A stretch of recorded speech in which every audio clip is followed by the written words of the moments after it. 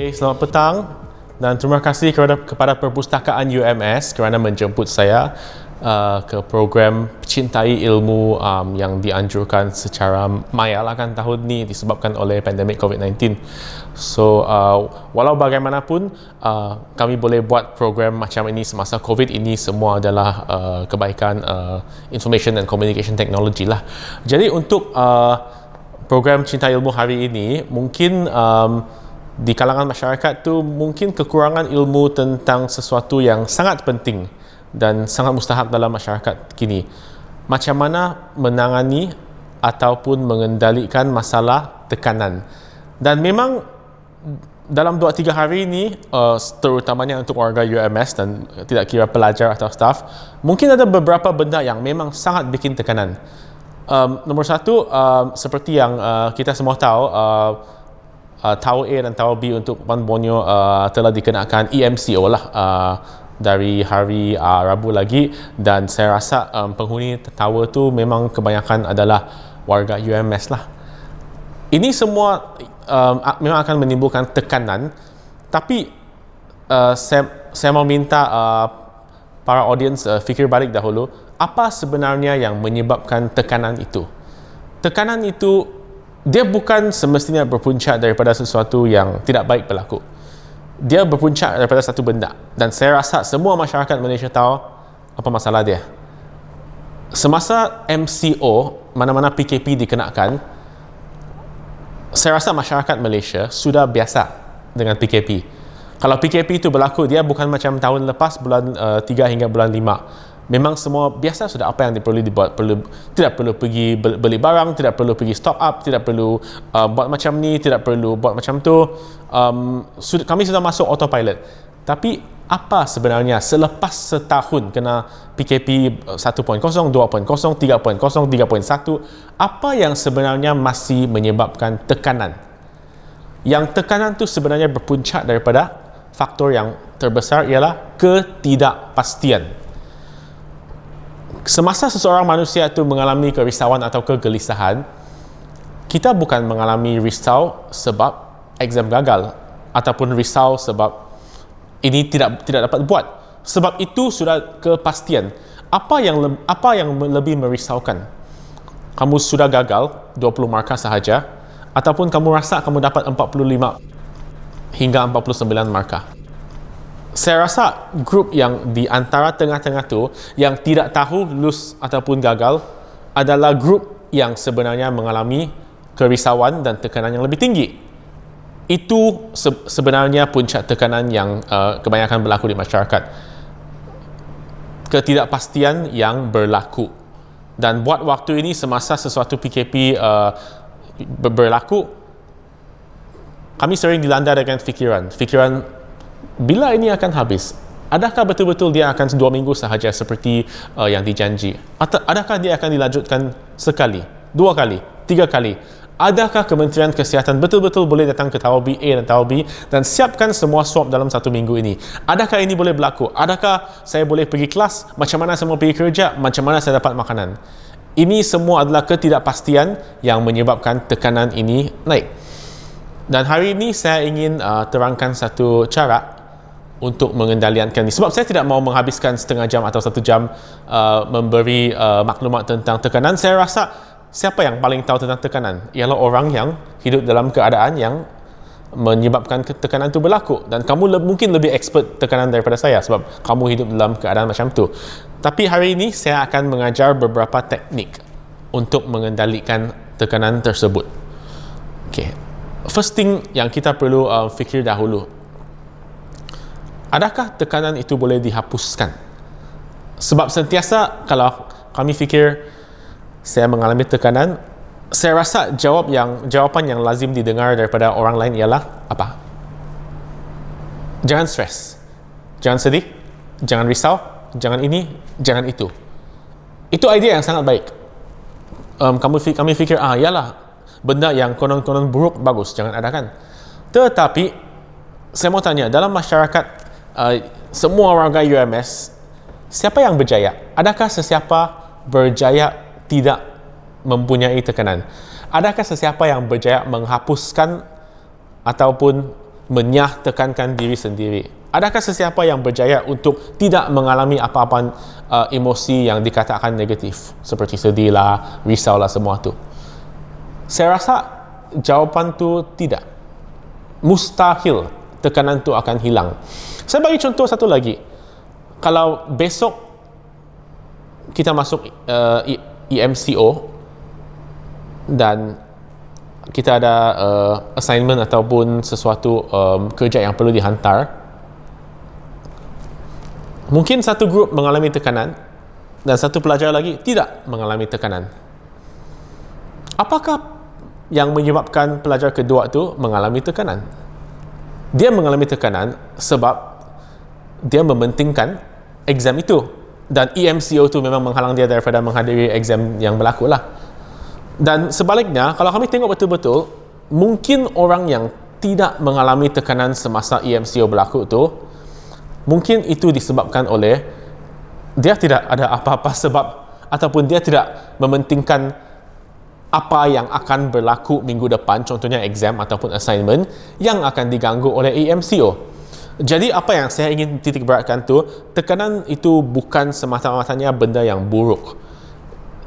Tekanan itu ataupun kerisauan tu ataupun kegelisahan tu biasanya melambangkan bahawa kami sebagai manusia mementingkan apa yang berlaku di depan mata itu. Itu benda yang sangat penting untuk kita.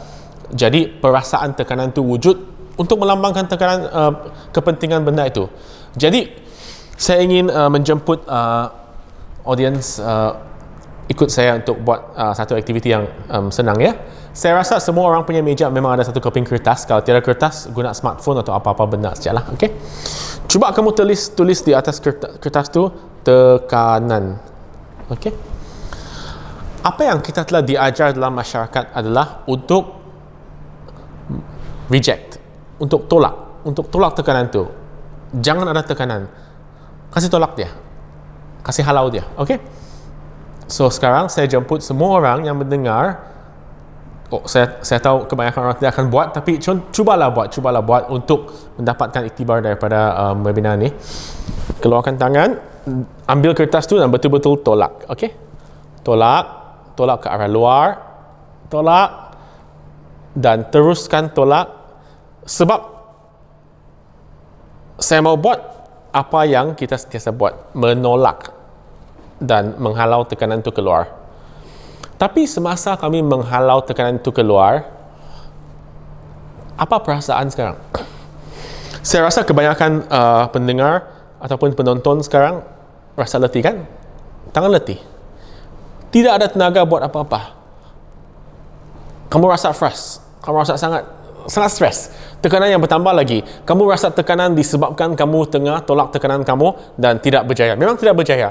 Tidak ada manusia di dunia ini yang telah berjaya untuk menyingkirkan tekanan itu daripada kehidupan. Cuba tolak. Kamu rasa kamu boleh bercakap dengan saya dengan berjaya.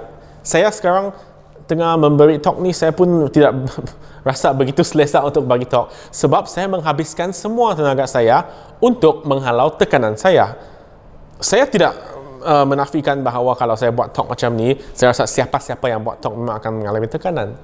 Tetapi kalau saya menghabiskan masa saya semasa buat program Cinta Ilmu ini untuk menolak tekanan saya dan menghalau tekanan saya tidak akan dapat menumpukan tenaga saya untuk buat talk ini berjaya. Saya memang rasa letih sudah. Okey, saya rasa di audience pun letih. Bayangkan berapa lama kita buat benda ini. 24 jam setiap hari kita menolak tekanan. Kita cuba menghalang tekanan itu daripada mendekati kita.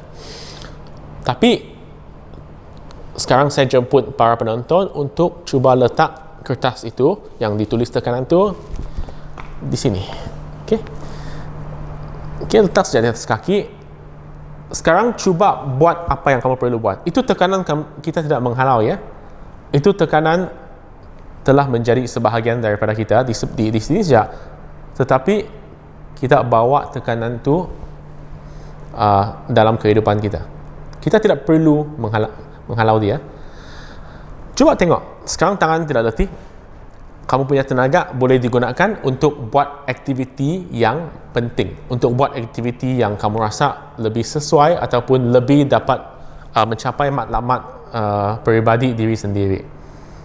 Itu tekanan tidak dihapuskan, masih di sini. Tapi kamu punya tenaga boleh digunakan dengan lebih baik. Kamu boleh bercakap dengan saya. Kalau kamu di depan saya sekarang dan saya di sini, saya ada tenaga dan saya boleh lihat kamu punya muka sudah, sebab itu kertas yang di depan, itu tekanan yang saya tengah cuba tolak tu tiada sudah. Tiada di depan mata, walaupun di sini. So untuk mencapai ini, saya ingin mengajar beberapa benda hari ini yang berkenaan dengan satu kemahiran yang bernama kesedaran minda. Dalam bahasa Inggeris adalah mindfulness. Teknik kesedaran minda itu mungkin dalam audiens ini ada orang yang tahu dia melibatkan pernafasan. Itu secara keseluruhan dia lebih kurang macam tu. Tetapi tujuan untuk buat pernafasan tu bukan untuk kasih relax diri sendiri. Biasanya kita akan dengar orang cakap, kamu cuba bernafas pelan-pelan, tarik hembus. Lepas tu terus kamu rasa relax sudah. Tapi kita cuba balik kepada apa yang saya sebut tadi. Kalau kita buat aktiviti pernafasan tu semata-mata untuk relax, itu seolah-olah kita mau menghalau tekanan tu lagi. Menghalau, sebab semasa kita bertujuan untuk relax, menambahkan perasaan relax, apa yang sebenarnya di sebalik tu yang kita mau buat adalah mengurangkan perasaan tidak relax. Dan itu sama dengan tadi. Kita mau menolak perasaan tekanan. Kita mau menolak perasaan tidak relax. Kita mau menolak apa-apa perasaan yang menyebabkan kesusahan ataupun rasa tidak selesa dalam kehidupan kita. Itu memang matlamat semua manusia. Itu memang matlamat yang bukan salah. Memang nampaknya macam logik. Bagus kami menyingkirkan perasaan macam tu. Tapi dalam sejarah memang tidak ada orang dapat buat. Dan hari ini apa yang saya akan ajar adalah cara atau teknik kesedaran minda untuk membolehkan kita buat apa? Untuk membolehkan kita menerima kehidupan ataupun menerima kewujudan tekanan, menerima kewujudan kerisauan, menerima kewujudan apa-apa emosi yang kita pandang sebagai negatif ataupun kita pandang sebagai emosi yang tidak mahu. Semua emosi macam ini, kalau kita boleh hidup dengan cara tidak menolak, tetapi letak di sini sahaja dan bawa semasa kita menjalankan hidup kebiasaan tu, kita akan hidup dengan lebih bermakna. Jadi hari ini saya akan menunjukkan beberapa aktiviti sedar minda. Dan tujuan aktiviti sedar minda itu selain daripada menerima adalah untuk membawa fokus balik kepada diri sendiri. Sebab kami tengok balik tadi apa yang berlaku semasa EMCO itu telah diumumkan dan semua orang tiba-tiba rasa perasaan tekanan ataupun perasaan apa-apa yang sangat tinggi lah. Tadi contoh-contoh yang saya bagi tu, macam mana dengan besok, macam mana dengan lusa, macam mana saya buat ni, macam mana saya buat itu adalah otak kita tu buat satu benda yang otak kita tu sangat pandai buat. Dia pergi ke masa hadapan. Lepas tu semasa kami fikir, kalau hari itu saya tidak keluar, kalau hari itu saya tidak, kenapa hari itu saya tidak gunting rambut kenapa hari itu saya tidak makan di kedai sekarang EMCO sudah. Itu otak kami buat benda yang kedua yang dia paling pandai buat, pergi ke masa silam. Pergi ke masa hadapan tu ialah kerisauan. Kita risau tentang apa yang belum berlaku pada masa hadapan. Dan kita punya otak pergi ke masa silam tu adalah kesedihan ataupun kekesalan. Kita pergi ke waktu silam untuk menyesal ataupun merasa sedih atas benda-benda yang kita telah buat. Apakah persamaan dua-dua benda ini? Saya tahu kamu orang pun tahu jawapan dia. Dua-dua benda ini tidak boleh diubah. Kita tidak boleh ubah apa yang berlaku di masa silam dan kita tidak boleh ubah apa yang berlaku di depan. Sebab sebenarnya sama ada boleh buat ini kah, tidak boleh buat ini kah, di luar tangan kita sendiri sebagai manusia. Kalau kita cakap EMCO ataupun ketutupan kedai, tambah-tambah lagi dalam zaman sekarang di mana SOP untuk sesuatu industri ataupun SOP untuk sesuatu aktiviti setiap hari pun bertukar. Kadang-kadang ada SOP, kadang-kadang tiada SOP, kadang-kadang tiada pun macam ada, kadang-kadang ada pun macam tiada. Contohnya minggu lepas yang boleh makan di mana itulah, itu persoalan boleh makan di mana.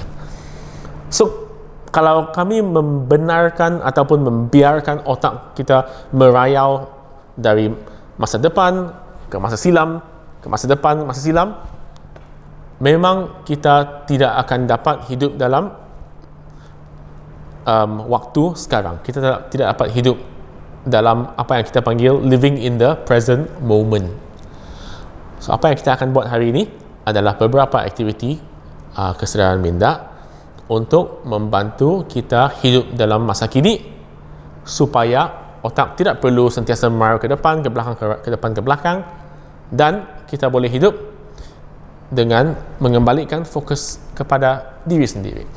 Okay, so first saya ingin menjemput semua penonton duduk ataupun baring dalam keadaan yang selesa dan cuba tolak kaki kamu ke dalam tanah ke dalam kamu punya katil supaya kamu rasa stabil. Okay? Kalau kamu tidak rasa stabil, tidak rasa bahawa macam melekat kepada sesuatu, mungkin kamu tidak akan betul-betul dapat bawa fokus balik kepada diri sendiri. Okay? Okay. Pertama sekali, saya ingin menjemput semua tarik nafas melalui hidung. Okay. Hembus nafas melalui mulut. Tarik nafas. Hembus. Tarik. Mungkin kira sampai 5. Hembus. Kira sampai 7. Okay. Semasa saya bagi arahan yang seterusnya, teruskan saja. Tarik, hembus, tarik, hembus. Okay. Okay, tarik, hembus, teruskan saja. Okey, sekarang saya menjemput kamu orang semua untuk menggunakan 5 deriak kamu untuk membawa fokus balik kepada diri sendiri. Okey, pertama sekali, lihat kepada sekeliling. Okey, tengok 5 benda yang biasanya ada dalam bilik kamu dan cuba perhatikan satu benda yang baru pasal benda itu. Mungkin kamu punya jam di depan, ada sesuatu yang baru. Tengok kamu punya komputer, ada sesuatu yang tidak pernah kamu perhatikan. Okay, pada masa yang sama, teruskan tarik, hembus seperti tadi. Okay? Mungkin tengok kamu punya tangan, ada sesuatu yang mungkin kamu tidak pernah menghayati sebelum ni. Okay? Ulangkan aktiviti itu dengan 5 benda yang berbeza. Lepas itu, setiap kali kamu sudah habis, kembalikan fokus kepada nafas sendiri dan perhatikan macam mana nafas kamu menggerakkan badan kamu. Betul-betul perhatikan. Tarik, dia masuk dari sini. Masuk ke sini, masuk ke bawah, macam mana dia tekan kamu punya perut, macam mana tekan ke bawah. Lepas tu semasa hembus, rasa dia macam itu belon sudah kempis. Okay? Pelan-pelan kempis dan rasa itu udara macam mana dia keluar daripada mulut. Okay, so saya minta tarik lagi, tarik. Sekarang gunakan deriak kedua, memberi perhatian kepada bunyi satu bunyi di sekeliling. Mungkin aircon, mungkin kamu punya anak bising di luar, mungkin kamu punya kipas. Cari saja, okey. Teruskan tarik, hembus, teruskan tarik, hembus. Okey. Lepas tu, fokus kepada bunyi itu dan perhatikan satu benda yang baru dengan bunyi itu. Mungkin sebelum ni tidak pernah kamu betul-betul fokus dengan bunyi aircon di bilik. Perhatikan dulu dan cuba fokus kepada satu benda yang tidak pernah kamu perhatikan dalam bunyi aircon tu, okey. Lepas tu kembalikan fokus kamu kepada bunyi pernafasan diri sendiri. Okey, fokus. Okey, pergi fokus dengan bunyi lain. Cuba cari benda yang baru. Fokus balik kepada pernafasan diri sendiri punya bunyi. Buat lagi. Lepas tu mungkin kamu boleh pergi fokus kepada 5 benda yang kamu boleh nampak. Okey. Setiap kali kamu buat sesuatu, perhatikan sesuatu di sekeliling. Selepas itu terus kamu mengembalikan perhatian tu kepada diri sendiri. Pernafasan diri sendiri. Okey. Okey, sekarang saya jemput kamu guna deriak ketiga, deriak bau. Sekarang kamu rasa macam semasa kamu tarik nafas tu, rasa betul-betul itu nafas tu ada sejuk sikit kan, dia ada bau tu, dia ada bau tertentu tu. Okey, hembus. rasa dia macam panas sikit, dia memang ada bau tertentu juga. Kalau kamu cuba bau, tarik, hembus.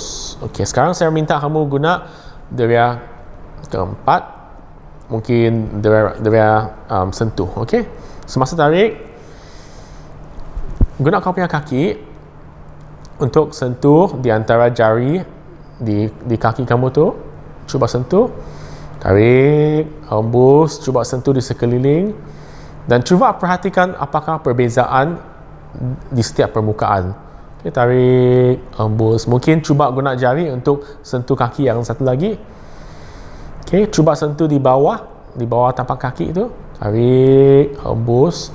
Cuba perhatikan perbezaan di antara mungkin suhu. Mungkin atas lebih sejuk, bawah di tapak lebih panas kan? Cuba kamu cek. Ataupun di atas lebih kering, di bawah mungkin lebih banyak keringat. Okay, cuba tarik, hembus. Semasa kamu buat aktiviti ini, cuba mengalihkan fokus dari kaki balik pada pernafasan. Kaki, pernafasan. Lepas tu mungkin guna tangan. Tangan buat benda yang sama. Fokus kepada rasa, fokus kepada suhu, fokus kepada mungkin ada keringat ke tidak keringat. Lepas tu, lepas beberapa saat, kembalikan fokus kepada pernafasan saja. Okey? Okey. Kalau kamu rasa sesuai, mungkin boleh guna deria kelima, deria rasa tu. Okey, cuba mungkin makan sesuatu kah, minum sesuatu, dan cuba rasa macam mana rasa makanan tu atau minuman tu di dalam mulut dengan cara yang baru. Cuba cari satu rasa yang baru.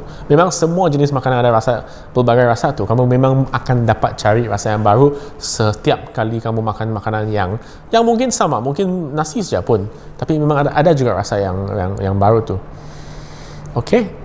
Lepas tu fokus pernafasan. Okey, lepas tu kamu ulang. Semasa kamu buat semua ini, memang akan ada fikiran masuk ke dalam otak. Mustahil kamu boleh duduk diam-diam macam tu, tarik nafas, hembus nafas, tarik nafas, hembus nafas, tanpa apa-apa fikiran di otak. Itu sangat-sangat tidak mungkin berlaku. Mesti kamu fikir, bosan, mengantuk, saya masih risau, saya masih ini, saya masih itu. Itu tidak apa. Apa yang kita buat, dan apa yang saya ingin jemput semua penonton buat pada hari ini, jangan tolak dia. Cuba kasih nama dia. Kasih nama. Biasanya semasa kami risau tu, kami tidak kasih nama. Kami rasa satu badan terus rasa tegang ataupun, tapi kena sebut dengan diri sendiri. Nampaknya sekarang saya risau. Saya sekarang rasa risau. Okey? Lepas tu saya ingin jemput kamu buat satu lagi. Saya nampak otak saya ada fikiran risau. Okey?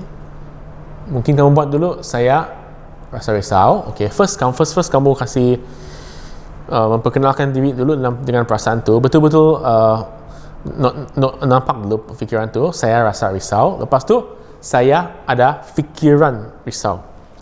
Okey? Lepas tu saya punya otak ada fikiran risau. Cuba kamu tengok apa yang berlaku semasa kamu bercakap macam tu. Sebelum tu saya risau, maksudnya satu badan saya risau, dari atas sampai bawah saya risau. Tapi semasa kamu cakap saya ada fikiran risau, maksudnya saya di sini, fikiran saya di sini. Dia dua benda yang berbeza. Okey? Lepas tu kita pergi ke tahap ketiga sudah. Saya punya otak ada fikiran risau. Kamu tengok lapisan dia bertambah sudah kan? Saya punya otak, saya punya otak. Ini dua benda yang berbeza. Badan saya dan otak saya dua benda yang betul-betul berbeza dari segi dia punya isi padu berbeza, dia nampak berbeza macam tu. Dan saya punya otak ada fikiran. So ada tiga kata nama di sini. Saya, otak saya, dan otak saya pun ada hasilkan fikiran saya. Tapi semua dia berbeza. Dan semasa kami menukarkan hubungan kami di antara kami dengan fikiran kami, cuba perhatikan apa yang berlaku. Yang fikiran risau tu, saya risau tu, dia tidak mencengkam kami dengan begitu kuat. Dia masih ada. suruh kamu jangan risau. Kalau saya suruh kamu jangan risau, terus apa yang saya buat tadi tu memang akan berlaku. Kamu akan tolak risau. Tapi saya minta kamu tukar cara yang kamu berhubung dengan fikiran kerisauan tu. Daripada saya risau, itu hubungan telah bertukar kepada saya ada hubungan dengan otak saya ada hubungan dengan fikiran saya, dan fikiran saya ada keupayaan untuk menjanakkan fikiran risau. Itu semasa kami buat macam ni, fikiran dia itu risau tu jadi macam satu objek yang boleh dipisahkan dari, ataupun boleh letak sini, boleh letak atas, dan dia tidak sebati sudah. Itu fikiran risau tu, itu risau tidak bercantum, tidak sebati dengan saya, dan saya tidak rasa begitu risau sudah. Walaupun saya masih risau, tetapi saya boleh memisahkan saya sendiri daripada kerisauan tu. Lepas tu teruskan buat pernafasan. Okey, terus buat pernafasan, nak tarik hembus dan buat aktiviti kesedaran minda macam tadi untuk meletakkan sedikit jarak. Hembus, tarik, hembus dan tarik, hembus supaya dapat meletakkan sedikit jarak di antara saya dengan kerisauan itu yang sememangnya fikiran sahaja. Okey.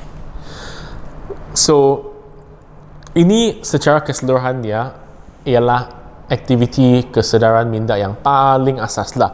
Biasanya semasa saya buat webinar ataupun talk macam ni, memang susah sangat untuk buat dengan lebih advance lagi. Kalau ingin buat dengan lebih advance lagi, sila hubungi saya untuk dapatkan ataupun anjurkan kursus di JFVIB sendirilah. Tapi memang teknik ini adalah teknik yang saya tidak mau cakap dia berkesan, sebab kalau saya janji berkesan, nanti kamu akan buat, kamu akan cakap tidak berkesan. Dia merupakan sesuatu exercise. Okay? Lihatkan dia sebagai satu exercise di gym. Dia bukan mukjizat. Kalau kami buat hari ini, bukannya besok kamu tidak risau. Tapi kalau kami sentiasa buat teknik kesedaran minda dengan diri sendiri, semasa rasa risau, semasa tidak rasa risau, kami sentiasa buat, memang akan berubah. Apa yang akan berlaku adalah hubungan kami sebagai manusia dengan kerisauan itu akan berubah. Kami tidak akan sentiasa dicengkam oleh benda itu, kerisauan, tapi kami akan dapat hidup dengan kerisauan. Kami akan dapat hidup bersama kerisauan itu dan tidak membenarkan kerisauan itu mengawal kami sebagai manusia. Tapi pada masa yang sama, sebagai manusia pun saya ingin ingatkan bahawa kami tidak boleh pergi kawal kerisauan itu juga. Kami jangan biarkan kerisauan itu kawal diri sendiri kami. Tapi sebagai manusia, kalau kami ingin mengawal kerisauan itu, dia macam tadi, mau tolak, tidak akan berjaya. Bagus kami jangan kawal dia, tetapi kami menukarkan hubungan dengan kerisauan itu dengan menggunakan teknik kesedaran minda untuk mengalihkan fokus daripada risau itu kepada diri sendiri dan apa yang 5 deriak kami boleh rasalah semasa kami rasa risau tu ataupun rasa tekanan. Okay, so saya rasa ini apa yang saya ingin berkongsi dari untuk hari ini, untuk sesi Cinta Ilmu oleh Perpustakaan UMS. Terima kasih kerana semua, kerana login hari ini untuk menonton siaran ni.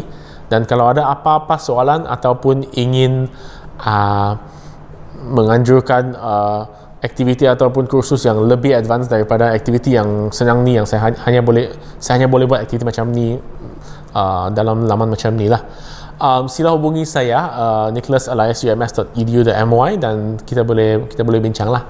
Okey, terima kasih dan harap semua berteruskan selamatlah dalam MCO, FMCO, EMCO, MCO berapa .0 ni. Okey, terima kasih semua penonton.